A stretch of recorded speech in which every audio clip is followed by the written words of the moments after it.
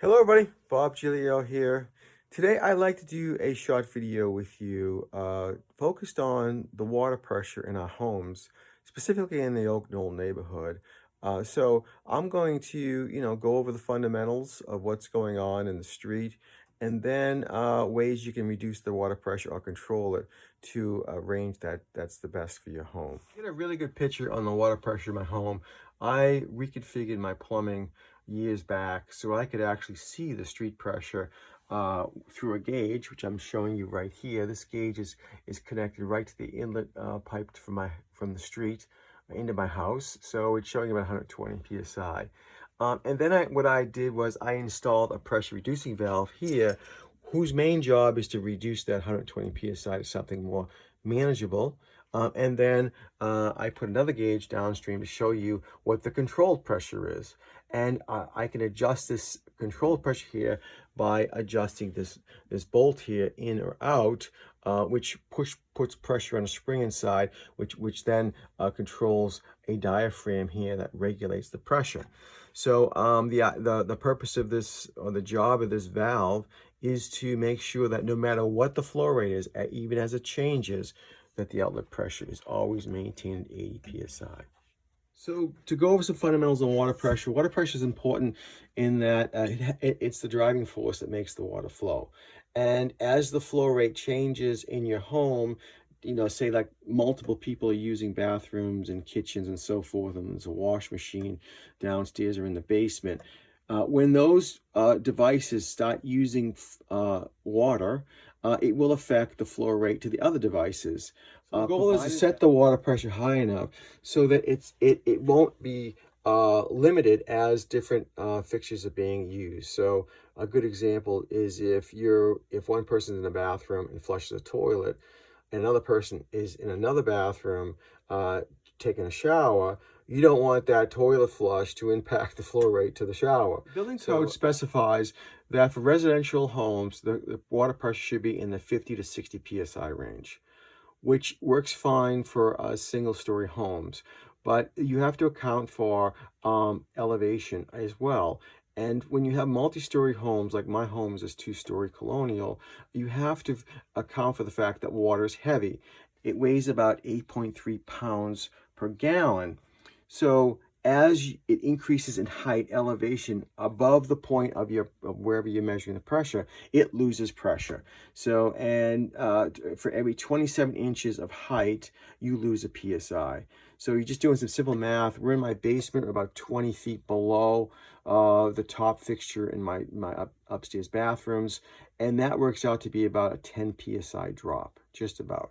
So we have to compensate for that, and that's why I've set my pressure here to about 80 psi, which I found to be a very good pressure as far as allowing people to use different bathrooms and dishwashers and wash machines and have a minimal impact to flow rate to the other devices.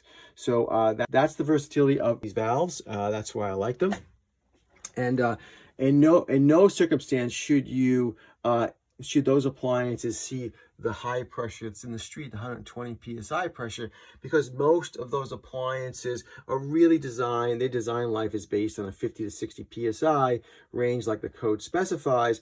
And if you have devices that are seeing higher pressures like those, you're going to have a much shorter life. My recommendation is not to go above the 80 psi in a home. That's kind of my max. So downside is that these valves are mechanical, they have moving parts in them, and they do require maintenance. So you have to be, diligent on them because they don't survive, my experience, more than maybe 5 years. So, and for me, that's why I put in the gauge here. So one of the telltale signs of them having issues is they have a leakage in here. And what happens is, like any valve, it can leak. There's a washer here and a seat, and then if they leak, you'll see this creep up. The gauge will the needle slowly start to go up above the set point. In this case, we set it to 80 psi, and if this was leaking, it would slowly creep up higher and eventually get to the 120, basically saying that there is no control, there is no seal here. So that's why I put the pressure gauges, and that's really the only way you can figure it out. So in this video, I'm just going to go through with you how to swap them out, how to change them. I have rebuilt them in the past. I find that you only get one rebuild out of them before the casting starts to get worn, and you can't control the leakage any longer. You have to replace this housing right here. So stick with us. I'm going to show you for my case how easy it is to swap these out. So the first thing I'm going to do is I'm going to turn off the water, and I'm going to basically close this valve, this ball valve here, and you can see the pressure went down. And then I'm going to also close off this outlet valve that basically connects the rest of the house to this pressure reducing valve and this water softener. So now I've isolated this leg of the piping, and now what I'm going to do is there's still pressure in there. I'm going to go ahead and drain it with this nice drain valve I installed when I redid the plumbing. I'm just going to open that up. I'm going to release the pressure. Okay, with the pressure released, you can see I'm just getting a drizzle from that drain valve, and you can see over here that the pressures are all zero here, so I can go ahead and remove this valve. So the first thing I'm going to do is I'm going to take off the bell housing here so that I can spin the valve. So here's the bell housing removed, and here's the spring, which you adjust with this bolt here to give you the counteracting pressure, to give you the outlet pressure as you desire. So this is the valve itself, and underneath here is a seat and a washer assembly. So we're not going to take this apart. We're just going to go ahead and disengage it now. Now that I can rotate the valve in the pipeline, so it's not a problem. I'm going to go ahead and loosen up the union up here. So this union allows you to take it off without taking apart the plumbing. So we're going to support it like this, with a wrench like that. We're just going to twist it off and release the pressure, release the compression. Get a little bit of water leakage, so I have a bucket underneath here. You always have to expect that.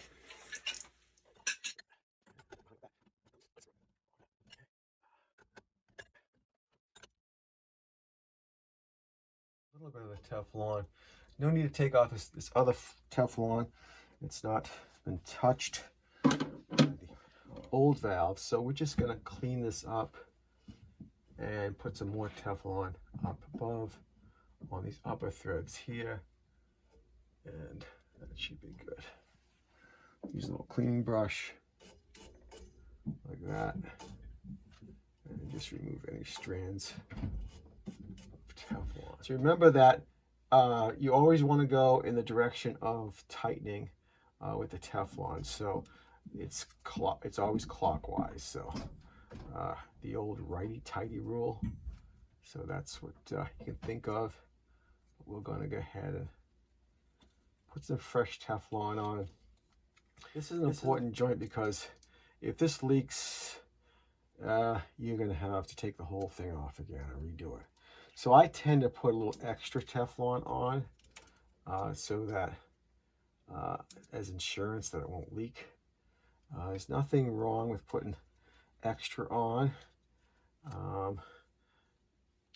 because as long as it doesn't get in the pipes. You see, I'm careful not to get over the top there with any Teflon because you don't want to get into your water system and causing any problems. It's not toxic or anything, but these shreds of Teflon could get stuck in valves and filters, and you don't want that to happen.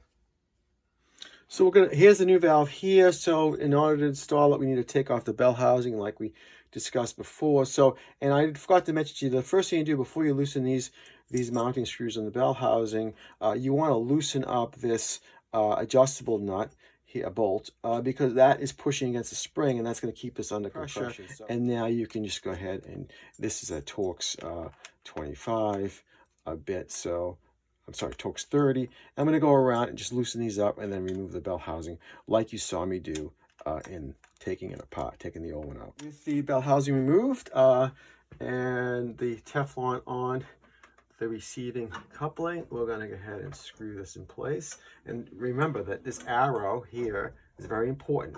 This is the direction of flow. So high pressure, low pressure. So let me just screw this on. Now we don't need this union up here, so I'm going to go ahead and just take it off. It's the same manufacturer, and it'll save me a little work. There's nothing wrong with the old one. So we'll just put that aside. And now we're going to go ahead and tighten this down. And this is a critical thing. You have to make sure you get a good enough torque on this to prevent it from leaking. So this is where you have to put a little elbow grease into it and make sure it's nice and tight. And the rule of thumb is you should have maybe 3 to 4 threads showing when you're done. But it's also depending on the torque, how much you feel the torque is resisting when you tighten it.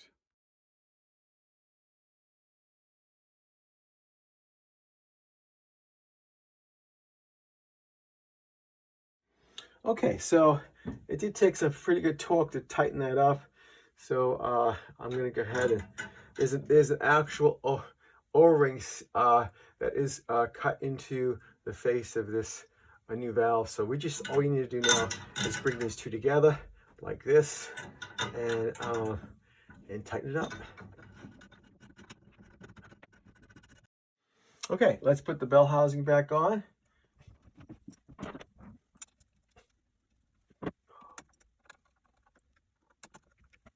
Okay, with the bell housing installed, now you have to put some preset on it because it's going to, like I said, balance the pressure. So we're just going to sway like that.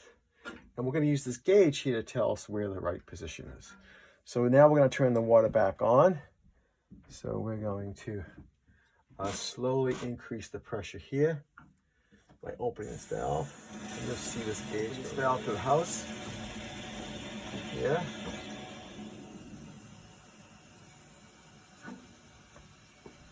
And now we're back online. And so you can see I got 80 psi here. That's right about where you want the faucet to see if it stays there. And now with the water running, you can see I can adjust it now. So in this case, we're right on the mark for 80. So we're going to leave it there and then try it out. And I can always come back and adjust it a little bit more up like that. We'll shut it off, shut the water off. That looks pretty good. All right, well, thanks for watching.